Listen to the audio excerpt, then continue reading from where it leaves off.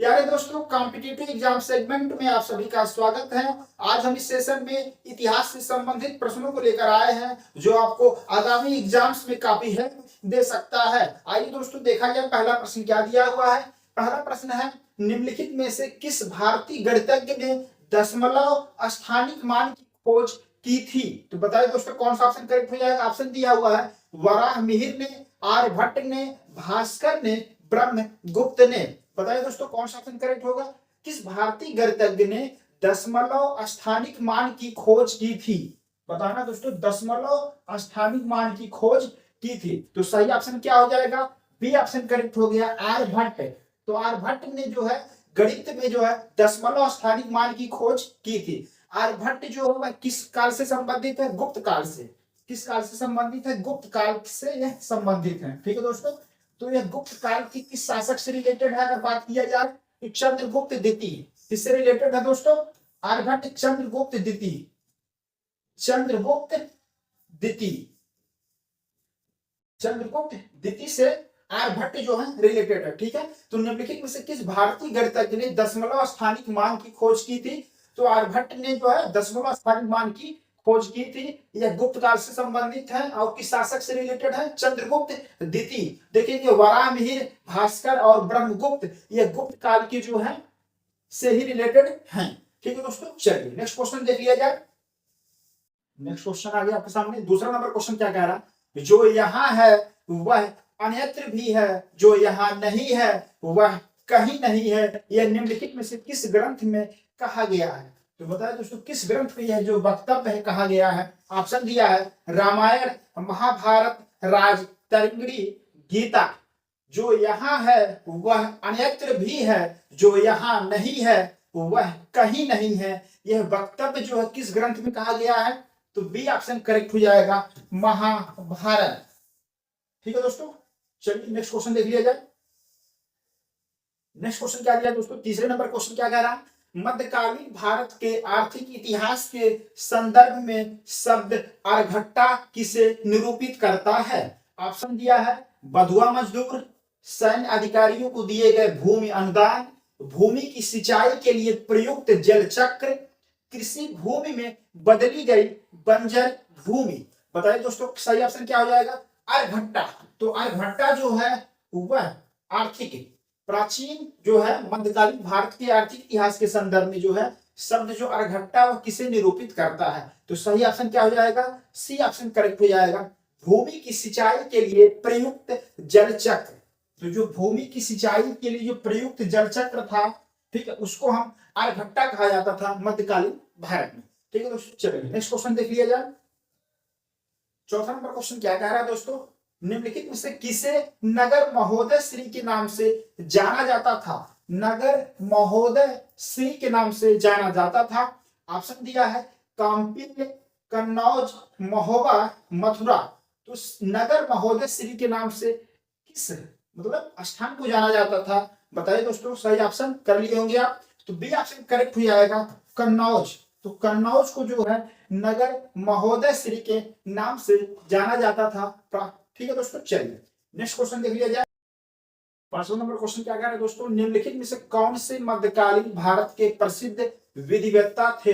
विज्ञानेश्वर, हिमाद्री, जीमूतवाहन। नीचे दिए हुए कोटों में से सही उत्तर का चयन कीजिए। तो हमको बताना दोस्तों, मध्यकालीन भारत के प्रसिद्ध विधिवेत्ता कौन थे? बताइए दोस्तों, कौन सा ऑप्शन करेक्ट हो जाएगा? तो यहाँ पर देखेंगे ए ऑप्शन करेक्ट हो जाएगा, 1, 2, 4। विज्ञानेश्वर, हिमाद्री और जीमूतवाहन मध्यकालीन भारत के प्रसिद्ध विधिवेत्ता थे। तो यहाँ पर दोस्तों 1, 2, 4 सही हो जाएगा। विज्ञानेश्वर, हिमाद्री और जीमूतवाहन मध्यकालीन भारत के प्रसिद्ध विधिवेत्ता थे। विज्ञानेश्वर के द्वारा एक महत्वपूर्ण ग्रंथ की रचना की जाती है, मिताक्षरा। क्या दोस्तों? मिताक्षरा। मिताक्षरा एक किताब आया हुआ है दोस्तों, किसके द्वारा रिटन किया गया है? मिताक्षरा किसके द्वारा रचना की गई है? विज्ञानेश्वर के द्वारा। ये जो मिताक्षरा ग्रंथ है यह याज्ञवल्क्य की स्मृति पर टीका के रूप में स्थापित है, मिताक्षरा ग्रंथ। ठीक है। जीमूतवाहन, तो जीमूतवाहन के द्वारा दोस्तों दाय भाग ग्रंथ लिखा जाता है। दाय भाग ग्रंथ जो है लिखा गया है। ठीक है दोस्तों, चलिए। और राजशेखर, तो राजशेखर जो हो गया गुर्जर प्रतिहार वंश के शासक महेंद्र पाल के दरबार में रहते थे। तो जो राजशेखर हैं वह गुर्जर प्रतिहार वंश के शासक महेंद्र पाल के दरबार में रहते थे। तो देखेंगे विज्ञानेश्वर, हिमाद्री और जीवित वाहन मध्यकालीन भारत के प्रसिद्ध विधिवेत्ता थे। ठीक है, विज्ञानेश्वर जो के द्वारा मिताक्षरा किताब ग्रंथ लिखा जाता है, जीवित वाहन के द्वारा दायभाग ग्रंथ को लिखा गया है। चलिए दोस्तों नेक्स्ट क्वेश्चन देख लिया जाए। 6 नंबर क्वेश्चन क्या कह रहा है दोस्तों, सूची फर्स्ट एवं सूची सेकंड को कूट के आधार पर मिलाइए। सूची फर्स्ट में राजवंश दिया हुआ है और सूची सेकंड में राजधानी दिया है, हमको मैच करना है। ठीक है, प्रतिहार राजवंश, चोल राजवंश, परमार राजवंश, सोलंकी राजवंश और यहाँ पर राजधानी दिया है तंजौर, अहिंद, वाड़, धार और कन्नौज। बताइए दोस्तों, तो प्रतिहार राजवंश की राजधानी कहाँ थी? कन्नौज। तो ए का क्या हो जाएगा दोस्तों? चौथा हो जाएगा। प्रतिहार राजवंश की राजधानी कन्नौज थी। चोल राजवंश की राजधानी कहाँ थी? तंजौर। तो बी का क्या हो जाएगा दोस्तों? 1 हो जाएगा। परमार राजवंश की राजधानी कहाँ पर थी? तो परमार राजवंश की राजधानी धार थी। तो सी का 3 नंबर हो गया दोस्तों। और सोलंकी राजवंश, सोलंकी राजवंश की राजधानी कहाँ थी? तो अनिलवाड़। ठीक है, अनिलवाड़। ठीक है, सोलंकी राजवंश की राजधानी क्या होगा? अनिलवाड़। ठीक है, तो डी का क्या हो जाएगा दोस्तों? दूसरा हो जाएगा। और प्रतिहार राजवंश की राजधानी चौथा नंबर हो गया कन्नौज। ठीक है, तो आसानी से आप कूट कर सकते हैं। 4 1 3 2 किस ऑप्शन में सही है दोस्तों? सी ऑप्शन करेक्ट है। 4 1 3 2। ठीक है दोस्तों, ये चीज है। अब देखेंगे दोस्तों यहाँ पर प्रतिहार राजवंश। तो जो प्रतिहार राजवंश के संस्थापक कौन थे? तो गुर्जर प्रतिहार राजवंश के संस्थापक नागभट्ट प्रथम थे। ठीक है, चोल राजवंश के संस्थापक कौन थे? तो विजयालय। तो विजयालय जो थे चोल राजवंश के संस्थापक थे।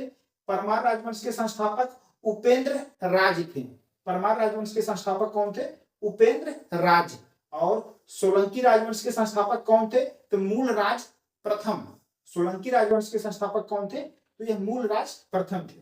तो आपको प्रतिहार राजवंश की राजधानी कन्नौज हो गया, चोल राजवंश की राजधानी तंजौर हो गया, परमार राजवंश की राजधानी धार और सोलंकी राजवंश की राजधानी अनिलवाड़। ठीक है दोस्तों, चलिए नेक्स्ट क्वेश्चन देख लिया जाए क्या दिया हुआ है। 7वें नंबर का क्वेश्चन क्या कह रहा है? महमूद गजनवी के साथ भारत आने वाला प्रसिद्ध इतिहासकार कौन था? तो महमूद गजनवी के साथ भारत आने वाला प्रसिद्ध जो इतिहासकार कौन था? फरिश्ता, इब्न बतूता, अमीर खुसरो, अल बरूनी। बताइए दोस्तों कौन सा ऑप्शन करेक्ट हो जाएगा? तो अब महमूद गजनवी के साथ भारत आने वाला प्रसिद्ध इतिहासकार कौन था? तो यह डी ऑप्शन करेक्ट हो जाएगा, अल बरूनी। अल बरूनी जो है भारत महमूद गजनवी के साथ जो है आता है। ठीक है, चलिए दोस्तों नेक्स्ट क्वेश्चन देख लिया जाए।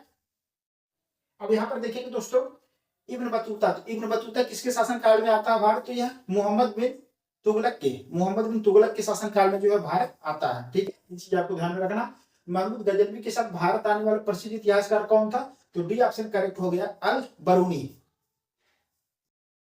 8वें नंबर क्वेश्चन क्या कह रहा है दोस्तों? दिल्ली सल्तनत के तुगलक राजवंश का अंतिम शासक निम्नलिखित में से कौन था? बताइए दोस्तों कौन सा ऑप्शन करेक्ट हो जाएगा? ऑप्शन दिया फिरोज शाह तुगलक, गयासुद्दीन तुगलक, नसीरुद्दीन महमूद, नुसरत शाह। तो तुगलक राजवंश का अंतिम शासक आपको बताना है कौन सा था। तो कौन हो जाएगा दोस्तों? तो सी ऑप्शन करेक्ट हो जाएगा, नसीरुद्दीन महमूद। तो नसीरुद्दीन जो महमूद है तुगलक राजवंश का अंतिम शासक था। ठीक है दोस्तों, ये चीज आपको ध्यान में रखना है। तुगलक राजवंश का संस्थापक कौन था? तो सितंबर 1320 ईस्वी में गाजी मलिक गयासुद्दीन तुगलक के द्वारा, गाजी मलिक को गयासुद्दीन तुगलक कहा जाता है। ठीक है, तो गयासुद्दीन तुगलक गाजी मलिक के द्वारा जो है तुगलक राजवंश का स्थापना किया जाता है। कब किया गया? 1320 ईस्वी में। तो सितंबर 1320 ईस्वी में जो है तुगलक राजवंश का जो है न्यू डाला जाता है। किसके द्वारा? गाजी मलिक या गयासुद्दीन तुगलक के द्वारा, सितंबर 1320 ईस्वी में। ठीक है दोस्तों, ये चीज आपको ध्यान में रखना है। ठीक, तो दिल्ली सल्तनत की तुगलक राजवंश का अंतिम शासक कौन था? तो सी ऑप्शन करेक्ट हो जाएगा, नसीरुद्दीन महमूद। गयासुद्दीन तुगलक उसके संस्थापक रहते हैं। फिर गयासुद्दीन तुगलक, मोहम्मद बिन तुगलक, फिरोज शाह तुगलक और देखेंगे नसीरुद्दीन महमूद तुगलक जो है अंतिम शासक जो है रहते हैं। ठीक है, चलिए दोस्तों नेक्स्ट क्वेश्चन देख लिया जाए। 9 नंबर क्या कह रहा है दोस्तों? निम्नलिखित में से कौन त्रिकोणात्मक संघर्ष का हिस्सा नहीं था? त्रिकोणात्मक संघर्ष का हिस्सा नहीं था। ऑप्शन दिया है प्रतिहार वंश, पाल वंश, चोल वंश और राष्ट्रकूट वंश। बताइए दोस्तों कौन सा ऑप्शन करेक्ट हो जाएगा। तो त्रिकोणात्मक संघर्ष का हिस्सा नहीं था, तो सही ऑप्शन हो जाएगा चोल वंश, सी ऑप्शन हमारा करेक्ट हो गया। ठीक है, त्रिकोणात्मक संघर्ष जो देखेंगे उत्तर भारत में कन्नौज क्षेत्र को लेकर गुर्जर प्रतिहार वंश, पाल वंश और राष्ट्रकूट वंश के शासकों के मध्य जो है युद्ध जो है होता रहता है। यह जो है 8वीं सदी में प्रारंभ होता है, लगभग 10वीं सदी के अंत तक जो है आपस में जो है ये संघर्षरत रहते हैं। ठीक है, 8वीं सदी से आरंभ होते हुए 10वीं सदी के अंत तक जो है इनके मध्य जो आपस में कन्नौज क्षेत्र को लेकर जो है संघर्ष होता रहता है। ठीक है, कन्नौज के लिए जो है, कन्नौज उस समय क्या था भारत में, उत्तर भारत में जो है राजनीतिक और सांस्कृतिक और अन्य जो गतिविधियों का एक महत्वपूर्ण केंद्र था। कन्नौज पर आधिपत्य स्थापित करने के लिए पश्चिमी जो शासन मालवा के आसपास के जो क्षेत्र में, पश्चिमी भारत में जो मालवा के आसपास के क्षेत्र में अवंती जालौर में जो है गुर्जर प्रतिहार वंश का शासन था। पूर्वी भारत में पाल वंश का शासन था वहां पर। देखेंगे पाल वंश का संस्थापक कौन थे, तो गोपाल थे। गुर्जर प्रतिहार वंश के संस्थापक कौन थे, तो नागभट्ट प्रथम थे। राष्ट्रकूट वंश के संस्थापक कौन थे, तो दंती दुर्ग थे। तो राष्ट्रकूट वंश जो है वह दक्षिण भारत में शासन कर रहा था, पाल वंश पूर्वी भारत में शासन कर रहा था, और जो प्रतिहार वंश है वो पश्चिमी भारत में मालवा के आसपास के क्षेत्रों में कर रहा था। पाल वंश कहां पर कर रहा था, बंगाल बिहार के आसपास के क्षेत्रों में, और राष्ट्रकूट वंश जो है दक्षिण भारत में जो है दक्कन के क्षेत्रों में जो है शासन कर रहा था। अब यहाँ से देखेंगे कन्नौज पर आधिपत्य स्थापित करने के लिए राष्ट्रकूट वंश का शासक ध्रुव, राष्ट्रकूट वंश का शासक कौन आता है, ध्रुव आता है। ठीक है दोस्तों, और प्रतिहार वंश का शासक कौन आता है कन्नौज पर आधिपत्य स्थापित करने के लिए, वत्सराज। और देखेंगे पाल वंश से धर्मपाल, पाल वंश से कौन आता है दोस्तों, धर्मपाल आता है। ठीक है, तो इनके मध्य जो है कन्नौज क्षेत्र को लेकर जो है संघर्ष होता रहता है। फिर कालांतर में वत्सराज के बाद गुर्जर प्रतिहार जो है, गुर्जर प्रतिहार वंश के शासक नागभट्ट द्वितीय और धर्मपाल उस समय रहते ही हैं, और ध्रुव के बाद जो गोविंद तृतीय जो शासक आते हैं उनके मध्य भी जो है कन्नौज क्षेत्र को लेकर जो है आपस में संघर्ष होता रहता है। और ये त्रिकोणात्मक संघर्ष जो है लगभग 200 वर्षों तक जो है चलता रहता है। ठीक है, ये चीज आपको ध्यान में रखना है। 8वीं सदी से आरंभ होता है और 10वीं सदी तक जो है यह जो है त्रिकोणात्मक संघर्ष कन्नौज क्षेत्र पर आधिपत्य स्थापित करने के लिए आपस में चलता रहता है। तो निम्नलिखित में से कौन त्रिकोणात्मक संघर्ष का हिस्सा नहीं था, तो यहाँ पर चोल वंश नहीं था। ठीक है, चोल वंश का संस्थापक कौन थे, तो यह विजयालय थे। चोल वंश की राजधानी कहाँ पर थी, तो चोल वंश की राजधानी तंजौर थी। ऐसा प्रश्न आया है, आपको ध्यान में रखना। गुर्जर प्रतिहार वंश की राजधानी बताइए, तो यह कन्नौज स्थापित हो जाता है। राष्ट्रकूट वंश की राजधानी मान्यखेत थी, और यहाँ पर पाल वंश की राजधानी मुंगेर थी। तो आपको थोड़ा सा राजवंश और वंश राजधानी मिलान करने के लिए भी आ जाता है, तो आपको ध्यान में रखना है दोस्तों। तो 9वें प्रश्न का जो क्वेश्चन का आंसर हो जाएगा सी, चोल राजवंश जो है वो त्रिकोणात्मक संघर्ष में भाग नहीं लिया था। त्रिकोणात्मक संघर्ष में गुर्जर प्रतिहार वंश, पाल वंश और राष्ट्रकूट वंश के शासकों ने जो है भाग लिया था। चलिए दोस्तों नेक्स्ट क्वेश्चन देख लिया जाए। 10वें नंबर का क्वेश्चन क्या कह रहा है, चंगेज खान का मूल नाम था, बताइए दोस्तों चंगेज खान का मूल नाम क्या था, आपको बताना है। ऑप्शन दिया है खासूर खान, यसु गई, तेमुचीन, ओगदी। तो चंगेज खान का मूल नाम क्या हो जाएगा, सी ऑप्शन करेक्ट हो जाएगा, तेमुचीन। तो चंगेज खान का मूल नाम क्या था, तेमुचीन था। चलिए दोस्तों नेक्स्ट क्वेश्चन देख लिया जाए। 11वें नंबर का क्वेश्चन क्या कह रहा है, सूची फर्स्ट को सूची सेकंड से क्या है सुमेध कीजिए और नीचे दिए गए कूट से सही उत्तर चुनिए। तो आपको सही उत्तर क्या है चुनना है कूट से। ठीक है दोस्तों, चलिए सूची फर्स्ट क्या दिया, सूची सेकंड। तो सूची फर्स्ट देखिए जियाउद्दीन बर्नी, हसन निजामी। ठीक है, लेखक दिए हैं मिनहाज उस सिराज, आहिया बिन अहमद, उनके द्वारा जो रचनाएं लिखी गई है यहाँ पर तारीख मुबारक शाही, तबकात नासिरी, तारीख फिरोज शाही, ताजुल मासिरी। तो आपको ये मैच कराना दोस्तों। तो देखेंगे यहाँ पर आहिया बिन अहमद, तो आहिया बिन अहमद के द्वारा की रचना की गई है। तो आहिया बिन अहमद के द्वारा तारीख मुबारक शाही की रचना की गई है। तो डी का क्या हो जाएगा दोस्तों, पहला हो जाएगा। डी का क्या हो जाएगा दोस्तों, यहाँ पर पहला हो जाएगा। उसके बाद देखेंगे जियाउद्दीन बर्नी, तो जियाउद्दीन बर्नी के द्वारा देखेंगे क्या लिखा गया है, तो यह तारीख फिरोज शाही। जियाउद्दीन बर्नी के द्वारा क्या लिखा गया दोस्तों, तारीख फिरोज शाही। ई का क्या हो जाएगा, तीसरा हो जाएगा। हसन निजामी के द्वारा क्या लिखा गया है, तो हसन निजामी के द्वारा ताजुल मासिर की रचना की गई है। बी का क्या हो जाएगा दोस्तों, चौथा हो गया। मिनहाज उस सिराज, मिनहाज उस सिराज के द्वारा किसकी रचना की गई है, तबकात नासरी, तबकात नासरी किताब किसके द्वारा लिखा गया है, मिनहाज उस सिराज के द्वारा लिखा गया है। तो सी का क्या हो जाएगा दोस्तों, दूसरा हो गया। आहिया बिन अहमद के द्वारा किस किताब की रचना की गई है, तारीख मुबारक शाही। तो डी का क्या हो गया दोस्तों, यहाँ पर पहला हो ही गया है। तो कौन सा कूट सही हो जाएगा, 3 4 2 1। तो किस ऑप्शन में सही है दोस्तों, तो सी ऑप्शन यहाँ पर करेक्ट हो जाएगा, 3 4 2 1। तो यहाँ पर देखेंगे दोस्तों, अगर आपको आहिया बिन अहमद किसके द्वारा, आहिया बिन अहमद के द्वारा क्या लिखा गया है, तारीख मुबारक शाही की रचना की गई है, अगर इतना पता रहता तब भी आप जो है यहाँ से ऑप्शन जो है करेक्ट मतलब ऑप्शन लगा सकते थे। तो जो किताबें हैं जो मतलब लेखक हैं प्राचीन काल के, वो आपको थोड़ा मध्यकालीन जो प्राचीन कालीन जो लेखक है उनकी जो रचना है वो आपको ध्यान में रखना है। जो मध्यकालीन लेखक है उनकी जो रचना है, इससे जो है उस समय जो ये दरबारी शासकों के दरबार में रहते थे और उनके द्वारा जो है वहां के शासन प्रशासन के जो सांस्कृतिक राजनीतिक जो पहलू थे उनको जो अपनी किताबों में लिखते थे। अगर अभी देखा जाए तो आहिया बिन अहमद, तो आहिया बिन अहमद के द्वारा तारीख मुबारक शाही लिखा गया है। इससे हमको सैयद वंश का इतिहास जानकारी प्राप्त होती है। जो दिल्ली सल्तनत का सैयद वंश है उसके बारे में हमको जानकारी इसी किताब से प्राप्त होती है, तारीख मुबारक शाही। तो ये आपको ध्यान में ऐसे रखना है, ठीक है। तो आहिया बिन अहमद के द्वारा तारीख मुबारक शाही लिखा गया, जिससे हमको सैयद राजवंश के इतिहास के बारे में हमको जानकारी प्राप्त होती है। तो ये चीजें ऐसे आपको अन्य जो किताब उसको लिस्टिंग कर लेंगे तो आसानी से आपको जो है एग्जाम्स में जो है क्वेश्चन को सही कर पाएंगे, ठीक है। तो यहाँ पर देखेंगे जियाउद्दीन बर्नी किसके द्वारा लिखा गया, तो यह तारीख जियाउद्दीन बर्नी, लेखक जियाउद्दीन बर्नी के द्वारा किसकी रचना की जाती है, तो यह तारीख फिरोज शाही की रचना की जाती है। हसन निजामी के द्वारा किसकी कौन सा किताब लिखा गया, ताजुल मासिर किताब लिखा जाता है। मिनहाज उस सिराज के द्वारा क्या लिखा गया, तो मिनहाज उस सिराज के द्वारा तबकात नासरी की रचना की जाती है।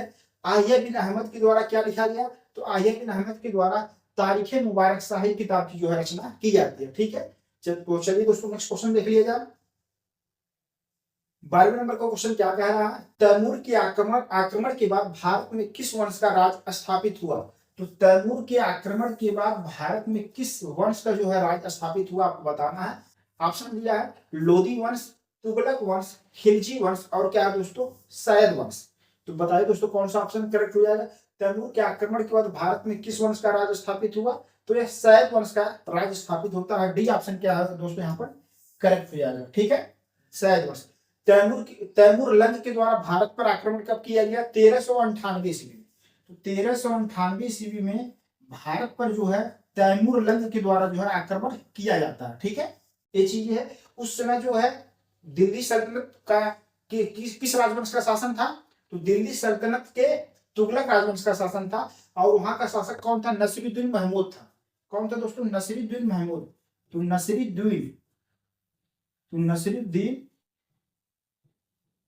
नसीरुद्दीन महमूद तुगलक, नसीरुद्दीन महमूद तुगलक। तो नसीरुद्दीन महमूद तुगलक जो है तुगलक राजवंश का शासन था। नसीरुद्दीन महमूद तुगलक के समय में तैमूर लंग के द्वारा भारत में आक्रमण किया जाता है। कब किया गया, 1398 ईस्वी में किया जाता है। और देखेंगे उसके बाद जो है सैयद राजवंश जो है स्थापित होता है, ठीक है। ये चीज आपको ध्यान में रखना है। और सैयद राजवंश की स्थापना किसके द्वारा किया जाता, तो खिज्र खान किसके द्वारा किया गया दोस्तों, खिज्र खान। ये आपको ध्यान में रखना दोस्तों, ठीक है, खिज्र खान। कब किया गया दोस्तों, तो यह 1414 ईस्वी में किया गया। कब किया गया दोस्तों, 1414 ईस्वी में।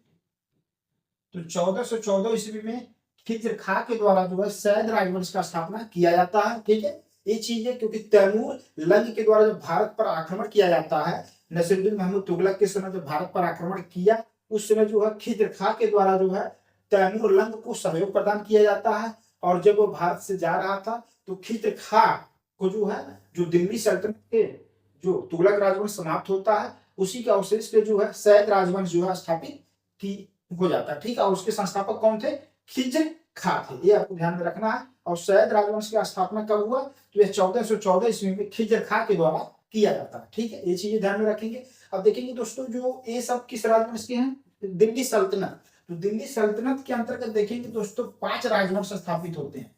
दिल्ली सल्तनत के अंतर्गत 5 राजवंश जो स्थापित हुए।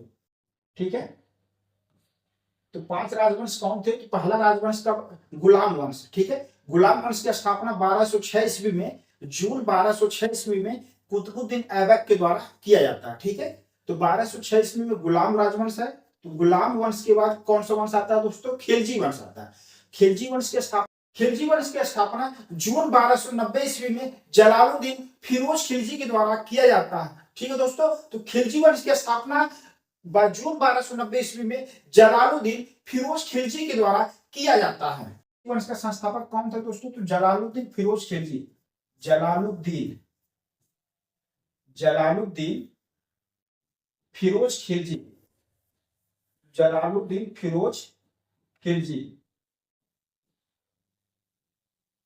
ठीक है दोस्तों, तो जलालुद्दीन फिरोज खिलजी।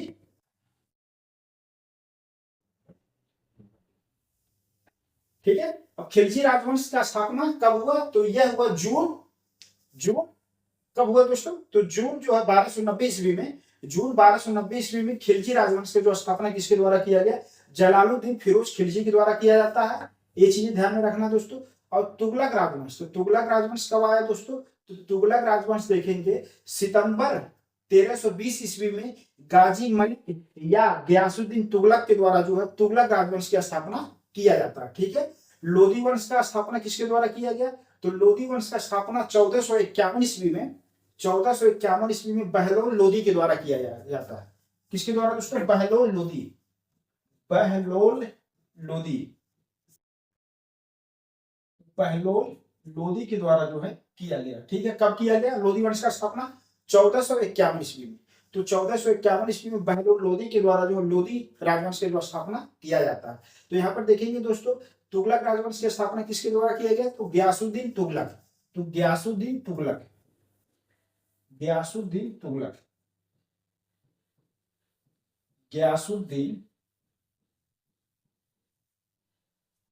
ठीक है, गयासुद्दीन तुगलक के द्वारा किया जाता है।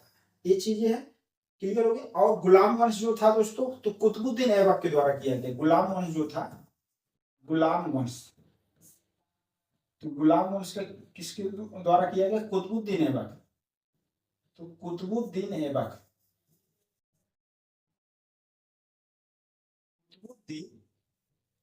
ऐबक के द्वारा दोस्तों किया गया। ठीक है, ये चीज आपको ध्यान में रखना। टाइम पीरियड भी थोड़ा सा आपको ध्यान में रखते हैं तो और अच्छी बात है। तो यहाँ पर देखिए गुलाम वंश की स्थापना कुतुबुद्दीन ऐबक के द्वारा किया गया। कब किया गया दोस्तों? तो 1206 ईस्वी में किया जाता है। ठीक है, ये चीजें है। और ये 1290 ईस्वी तक जो गुलाम वंश चलता है। फिर देखेंगे खिलजी वंश का स्थापना जून जो है 1290 ईस्वी में कब किया गया? जून 1290 ईस्वी में। तो ये जून 1290 ईस्वी में जलालुद्दीन फिरोज खिलजी के द्वारा जो खिलजी राजवंश का स्थापना किया जाता है।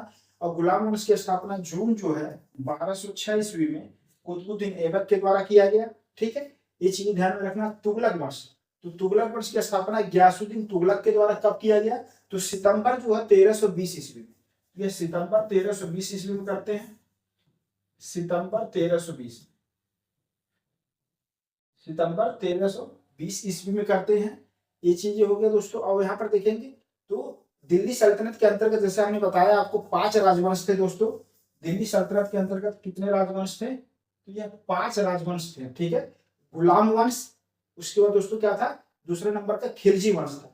और उसके बाद तीसरे नंबर का कौन सा वंश था? तुगलक वंश था। चौथे नंबर का कौन था? सैद वंश था। और अंतिम जो था 5वें नंबर का कौन सा राजवंश था? तो वह लोधी राजवंश था। ये चीज आपको ध्यान में रखना। लोधी वंश की स्थापना बहलोल लोधी के द्वारा कब किया गया? तो 1451 ईस्वी में किया जाता है। 1451 ईस्वी में किया जाता है। ये टाइम पीरियड लिखने का मतलब यह है दोस्तों, अभी यहाँ से आप जान गए होंगे कि दिल्ली सल्तनत के अंतर्गत कौन सा राजवंश सबसे अधिक समय तक जो है शासन किया। तो कौन सा राजवंश सबसे अधिक समय तक शासन करता है? तो वह तुगलक राजवंश। जो तुगलक राजवंश है वह सबसे अधिक समय तक क्या है? शासन करता है। उसके बाद कौन सा राजवंश है? तो गुलाम वंश है।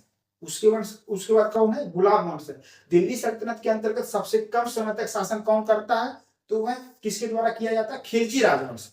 खिलजी राजवंश के द्वारा जो सबसे कम जो है शासन किया जाता है। ये आपको ऐसे प्रश्न आया हुआ है, इसलिए यहाँ पर थोड़ा सा आपको टाइम पीरियड लिख दिए हैं कि अब देखेंगे दिल्ली सल्तनत के अंतर्गत 5 राजवंश स्थापित हुए। 5 राजवंशों में पहला राजवंश कौन था? गुलाम वंश था, जिसकी स्थापना जून 1206 ईस्वी में कुतुबुद्दीन ऐबक के द्वारा किया जाता है। गुलाम वंश में कुतुबुद्दीन ऐबक, इल्तुतमिश, रजिया सुल्तान, बलबन जैसे जो है महान शासक होते हैं, ये आपको ध्यान में रखना है। अब देखिए उसके बाद गुलाम वंश के बाद खिलजी राजवंश आता है, जिसकी स्थापना जून 1290 ईस्वी में जलालुद्दीन फिरोज खिलजी के द्वारा किया जाता है। फिर देखेंगे खिलजी वंश के अंतर्गत अलाउद्दीन खिलजी, मुबारक शाह खिलजी जैसे मतलब शासक होते हैं। और खिलजी राजवंश जब समाप्त होता है उसके बाद कौन सा राजवंश आ गया? तुगलक राजवंश आ जाता है। और गयासुद्दीन तुगलक के द्वारा सितंबर 1320 ईस्वी में तुगलक राजवंश की स्थापना किया जाता है। और तुगलक वंश में गयासुद्दीन तुगलक, मोहम्मद बिन तुगलक, फिरोज शाह तुगलक जैसे महान शासक होते हैं। और उसके बाद दोस्तों देखेंगे कौन सा राजवंश आया?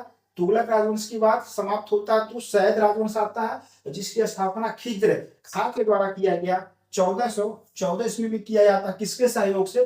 तैमूर लंग के सहयोग से जो है सैयद वंश की स्थापना खिज्र खां के द्वारा जो है किया जाता है। कब किया गया? 1414 ईस्वी में किया जाता है। ठीक है, अब सैयद वंश जब समाप्त होता है तो अब देखेंगे सैयद वंश जब समाप्त हुआ उसके बाद कौन सा राजवंश आ गया? तो उसके बाद देखेंगे लोधी वंश आता है। और लोधी वंश जब आ गया तो ये कब? बहलोल लोधी के द्वारा लोधी वंश का स्थापना किया गया। कब किया गया?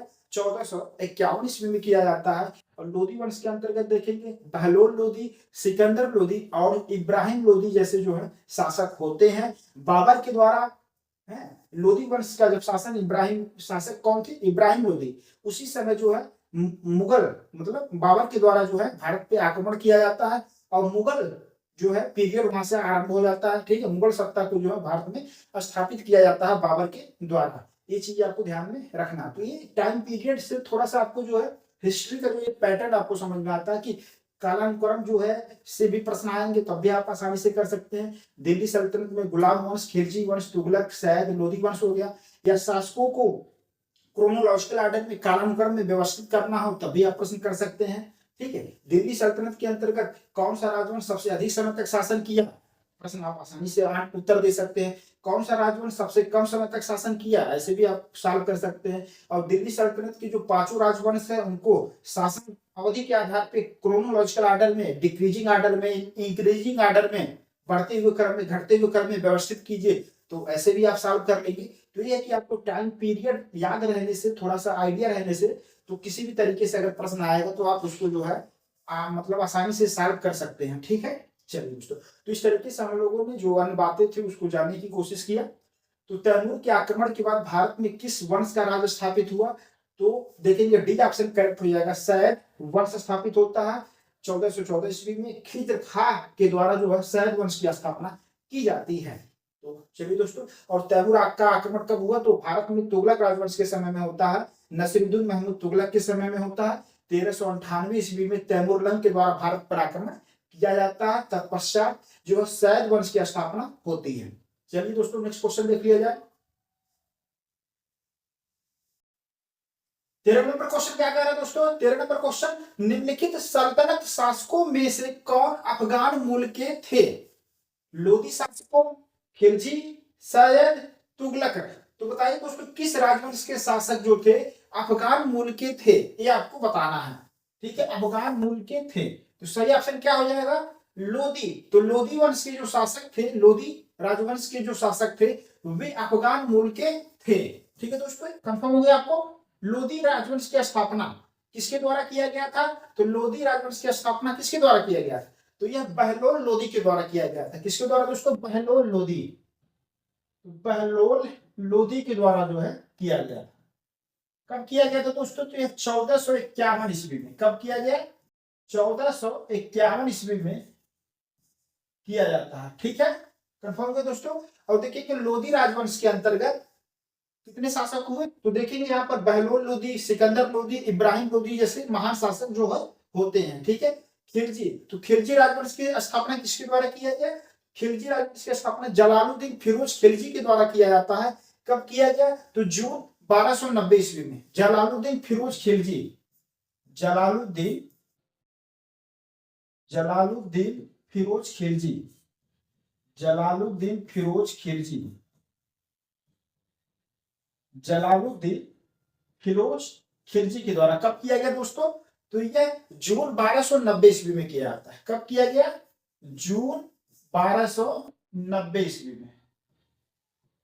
ठीक है दोस्तों, कंफर्म हो गया। अब देखेंगे सैद राजवंश। तो सैद वंश का संस्थापक कौन थे? खिज्र खां। कौन थे दोस्तों? खिज्र खां थे। खिज्र खां थे। कब इन्होंने किया? 1414 ईस्वी में। कब हुआ दोस्तों? 1414 ईस्वी में होता है। ठीक है। अब सैद राजवंश के संस्थापक खिज्र खां थे। कब हुआ? 1414 ईस्वी में इन्होंने सैद राजवंश की स्थापना करते हैं। तुगलक। तो तुगलक राजवंश की स्थापना बताया किसके द्वारा किया गया? तो तुगलक वंश गाजी मलिक, और गाजी मलिक को क्या कहा जाता था? गयासुद्दीन तुगलक। तो गयासुद्दीन तुगलक, गयासुद्दीन तुगलक, गयासुद्दीन तुगलक कब करते हैं दोस्तों? तो ये सितंबर 1320 ईस्वी में तुगलक राजवंश की जो स्थापना गयासुद्दीन तुगलक के द्वारा किया जाता है। कब किया गया? सितंबर 1320 ईस्वी में। सितंबर 1320 ईस्वी में किया जाता है। ठीक है दोस्तों। अब देखेंगे दोस्तों यहाँ पर निम्नलिखित सल्तनत शासकों में, तो जो सल्तनत शासक थे, देखेंगे दिल्ली सल्तनत के अंतर्गत 5 राजवंश स्थापित होते हैं। दिल्ली सल्तनत के अंतर्गत, जो दिल्ली सल्तनत है उसके अंतर्गत दोस्तों 5 राजवंश आते हैं। अब 5 राजवंश कौन कौन है दोस्तों? तो देखेंगे 5 राजवंश। गुलाम वंश पहला है, गुलाम राजवंश, गुलाम वंश, खिलजी वंश, तुगलक वंश, सैद वंश और अंतिम क्या है? लोदी वंश। ये आपको ध्यान में रखना है। तो दिल्ली सल्तनत का पहला वंश क्या था दोस्तों? गुलाम वंश। इस गुलाम वंश की स्थापना किसके द्वारा किया गया? तो यह कुतुबुद्दीन ऐबक के द्वारा किया गया। कब किया जाता है दोस्तों? जून 1206 ईस्वी में। जून 1206 ईस्वी में गुलाम वंश की स्थापना किया गया कुतुबुद्दीन ऐबक के द्वारा। कुतुबुद्दीन ऐबक, तो कुतुबुद्दीन ऐबक के द्वारा जो है किया जाता है।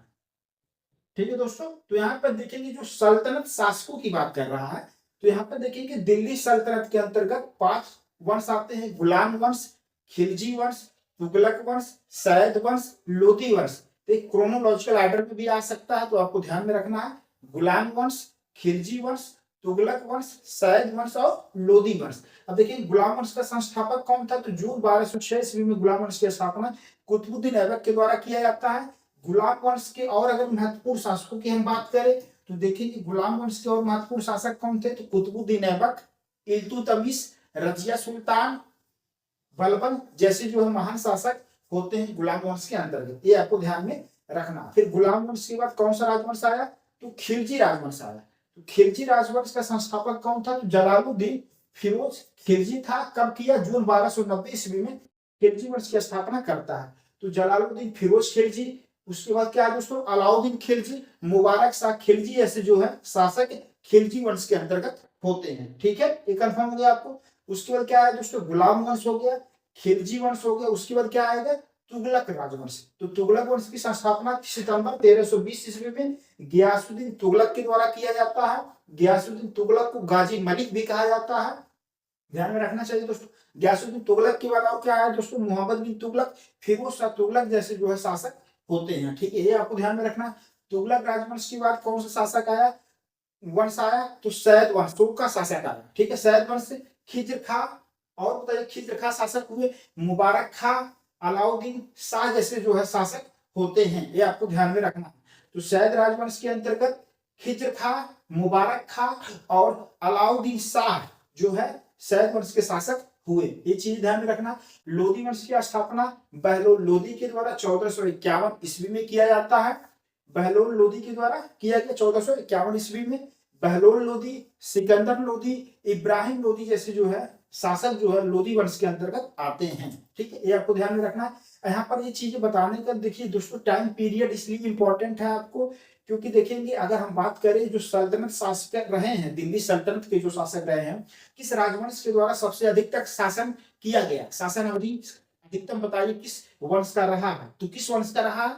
तो ये तुगलक वंश का सबसे अधिक रहा है। सबसे कम किसका रहा है? तो सबसे कम खिलजी वंश का जो है सबसे कम जो शासन अवधि रहा है। तो ऐसे प्रश्न आए हुए हैं, तो इसलिए आपको जो एक आइडिया रहेगा टाइम पीरियड का, तो वहां से जो आप क्वेश्चन को जो है सॉल्व कर पाएंगे।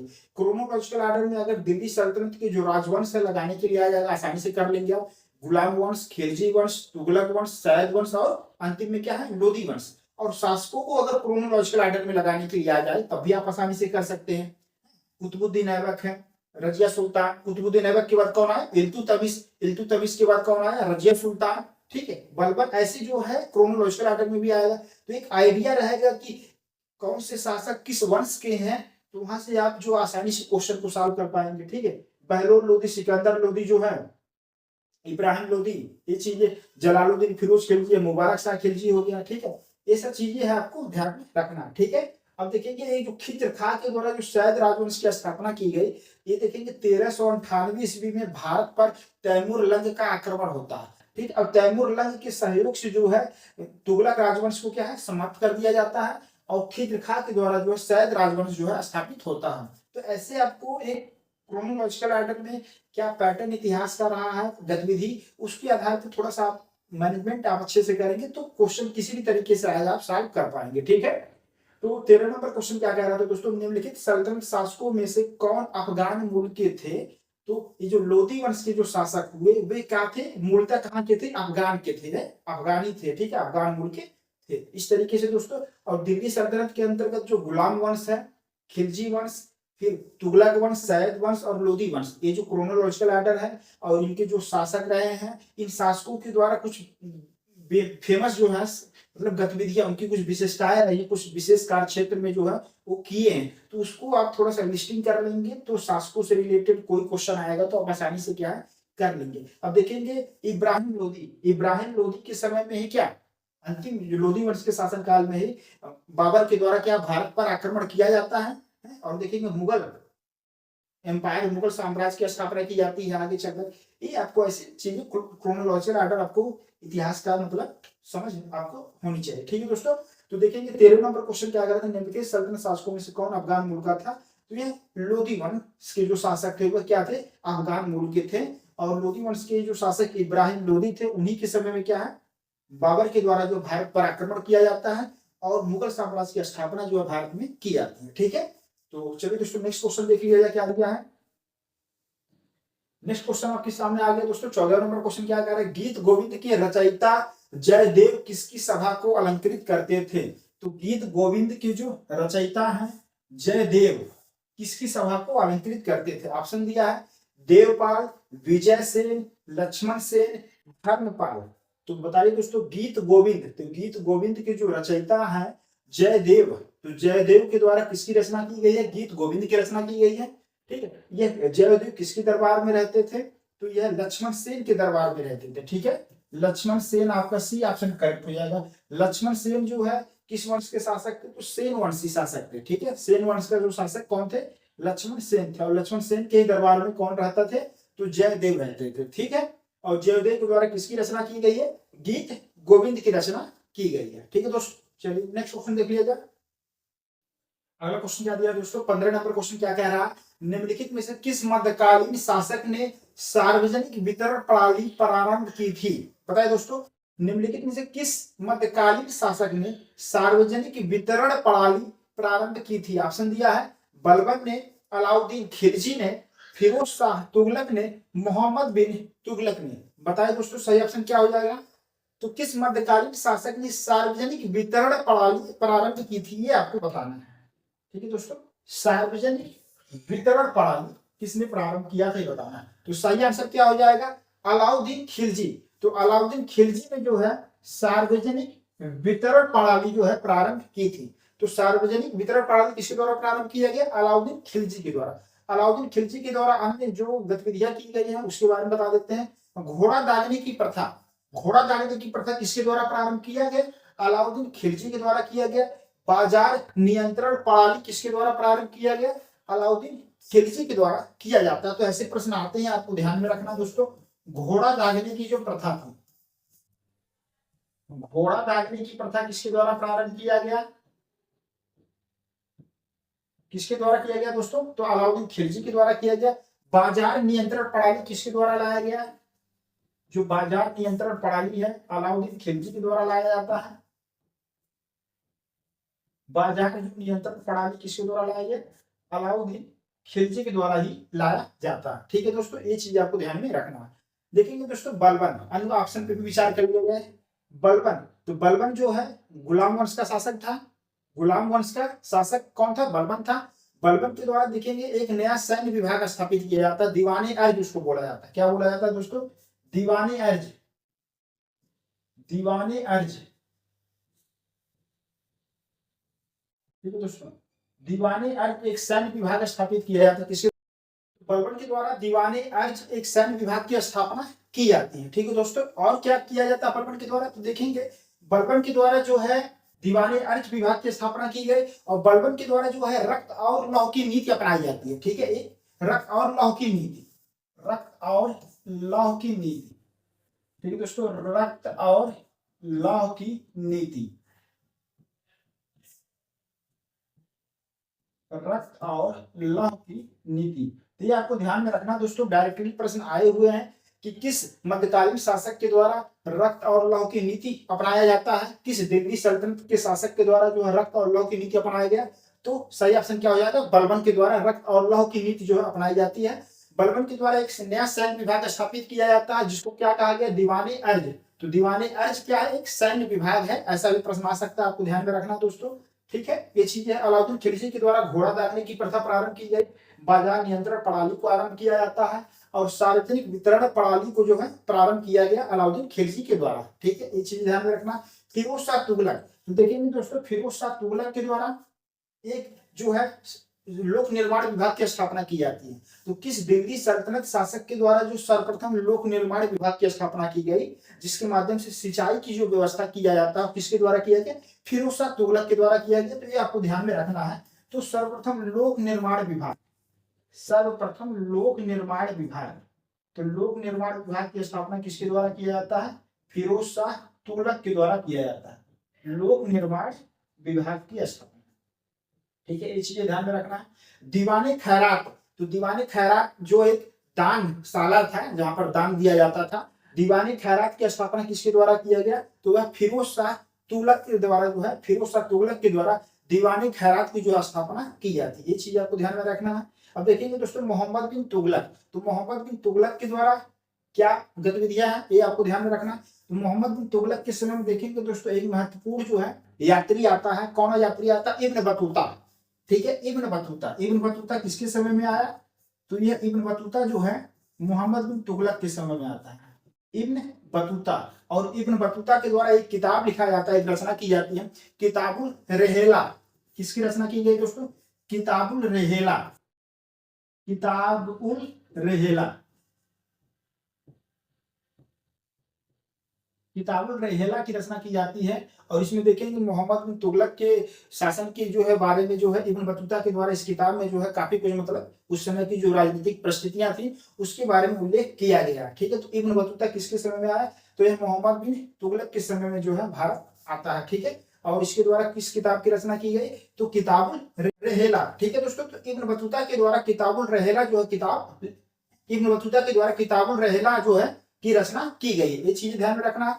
मोहम्मद बिन तुगलक के द्वारा देखेंगे दोस्तों कृषि विभाग की स्थापना की जाती है। तो उस कृषि विभाग का क्या नाम था? तो दीवाने अमीर कोही, दीवाने अमीर ए कोही नाम था। ठीक है, ये प्रश्न आपको आ सकता है, ध्यान में रखना।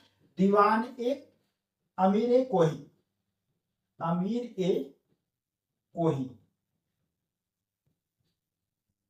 ठीक है दोस्तों, तो दीवान ए अमीर ए कोही एक कृषि विभाग है।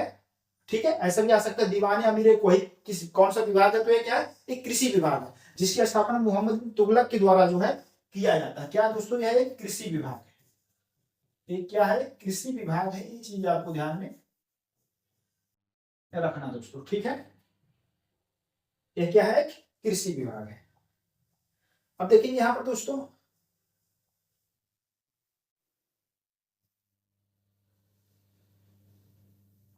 मोहम्मद बिन तुगलक के द्वारा एक कृषि विभाग की स्थापना की जाती है, जिसका क्या नाम है? दीवाने अमीर कोही। मोहम्मद बिन तुगलक के द्वारा स्वर्ण सिक्कों के सांकेतिक मुद्रा जारी की जाती है। मतलब स्वर्ण सिक्कों का क्या? सांकेतिक मुद्रा, टोकन मुद्रा जो है जारी किया जाता है। सांकेतिक मुद्रा किसके द्वारा जारी किया गया? तो यह मोहम्मद बिन तुगलक के द्वारा जारी किया जाता है।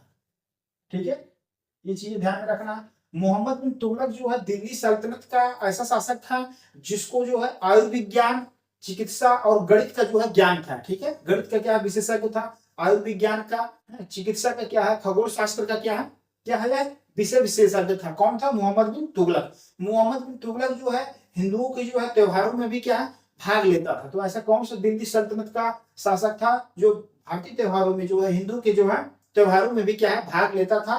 तो कौन था वह, मोहम्मद बिन तुगलक था। ये चीज आपको ध्यान में रखना है। ठीक है, तो जैसे होली हो गया त्योहारों में है, ऐसे जैसे फेस्टिवल हिंदू जो फेस्टिवल है उसमें कौन सा शासक भाग लेता था, तो वह मोहम्मद बिन तुगलक भाग लेता था। ये आपको ध्यान में रखना है। ठीक है, तो मोहम्मद बिन तुगलक के समय में कौन सा यात्री आता है, तो इब्न बतूता आता है। ठीक है, इब्न बतूता आता है और इसके द्वारा किताबुल रहेला की रचना की जाती है। ठीक है, तो इब्न बतूता कहाँ का यात्री रहता है दोस्तों, ये मोरक्को का। कहाँ का रहता है दोस्तों, ये मोरक्को का यात्री है। मोरक्को, ये मोरक्को देश का यात्री रहता है। ये मोरक्को देश से आता है भारत में इब्न बतूता। तो इब्न बतूता कहाँ का है, मोरक्को का है, भारत में आता है। इसके द्वारा किताबुल रहेला की रचना की जाती है। किसके समय में आया, तो मोहम्मद बिन तुगलक के समय में आता है। ये आपको ध्यान में रखना। ठीक है दोस्तों, ये चीजें कंफर्म हो गई आपको। अब देखेंगे दोस्तों यहाँ पर, तो 15 नंबर क्वेश्चन क्या कर रहे हैं, निम्नलिखित में से किस मध्यकालीन शासक ने सार्वजनिक वितरण प्रणाली प्रारंभ की थी, तो बी ऑप्शन करेक्ट हो गया, अलाउद्दीन खिलजी ने। अलाउद्दीन खिलजी के द्वारा घोड़ा दागने की प्रथा आरंभ किया गया, बाजार नियंत्रण प्रणाली को प्रारंभ किया जाता है और सार्वजनिक वितरण प्रणाली प्रारंभ किया गया है। ये प्रश्न आए हुए हैं डायरेक्टली, इसलिए आपको यहाँ पर ध्यान रखना है। बलबन के द्वारा दीवाने अर्ज एक सैन्य विभाग की स्थापना की जाती थी। तो दीवाने अर्ज क्या है दोस्तों, एक सैन्य विभाग है। ऐसा भी प्रश्न आ सकता है, आपको ध्यान में रखना है। क्या है दोस्तों, यह एक सैन्य विभाग है। ठीक है, चलिए। और बलबन के द्वारा रक्त और लहू की नीति अपनाई गई, तो ये आपको ध्यान में रखना है। ठीक है, चीज फिरोज शाह तुगलक के द्वारा सर्वप्रथम लोक निर्माण विभाग की स्थापना की जाती है। सिंचाई की व्यवस्था किया गया किस शासक के द्वारा, फिरोज शाह तुगलक के द्वारा। दीवाने खैरात की स्थापना की जाती है। दीवाने खैरात विभाग के माध्यम से क्या दान लोगों को दिया जाता है, किसके द्वारा, फिरोज शाह तुगलक ने ऐसी व्यवस्था की थी। ये चीज ध्यान में रखना। मोहम्मद बिन तुगलक के द्वारा एक कृषि विभाग की स्थापना की गई, उसका क्या नाम है, दीवाने अमीर वही है। और मोहम्मद बिन तुगलक के द्वारा स्वर्ण सिक्कों का एक सांकेतिक मुद्रा टोकन मुद्रा जारी किया जाता है, और ये अब किसके द्वारा जारी किया गया, मोहम्मद बिन तुगलक के द्वारा। तो ये ध्यान में रखना है। मोहम्मद बिन तुगलक के समय में मोरक्को का एक यात्री इब्न बतूता आता है और इसके द्वारा किताबुल रहेला जो है की रचना की जाती है। ठीक है, तो इन सब चीजों को बातों को दोस्तों ध्यान में आपको रखना है। तो हम लोग 15 नंबर क्वेश्चन देख लिए हैं कि किस मध्यकालीन शासक ने सार्वजनिक वितरण प्रणाली प्रारंभ की थी, तो बी ऑप्शन करेक्ट हो जाएगा, अलाउद्दीन खिलजी ने। ठीक है दोस्तों, तो इस तरीके से दोस्तों हम लोगों ने आज इस सेशन में 15 प्रश्नों को जो है इतिहास से संबंधित जो 15 प्रश्न थे उसको सॉल्व किए, और जो अन्य बातें थी उसको भी हम लोगों ने विस्तार से जानने की कोशिश किया कि, और यहाँ पर जो भी बातें आपको दोस्तों बताए हैं एज ए डायरेक्टली प्रश्न जो आ चुके हैं। और अगर आपको एक आइडिया रहेगा तो क्वेश्चन को जो है आप आसानी से जो एग्जाम हॉल में जो है मतलब कर सकते हैं। जब आप पीवाईक्यू सॉल्व करेंगे या कोई भी क्वेश्चन पेपर सॉल्व कर रहे हैं, तो जो ऑप्शन है जो उससे रिलेटेड बातें हैं वो भी थोड़ा सा आप देख लेंगे, तो उससे आपका हिस्ट्री भी रिवाइज हो जाएगा, और जो है एग्जाम में जो है क्वेश्चन भी आपका ह्यूमन एरर नहीं होगा और सही ढंग से आप कर पाएंगे। तो ठीक है दोस्तों, फिर मिलते हैं नए वीडियो में नए क्वेश्चन के साथ। तब तक वीडियो देखने के लिए आपको बहुत बहुत धन्यवाद।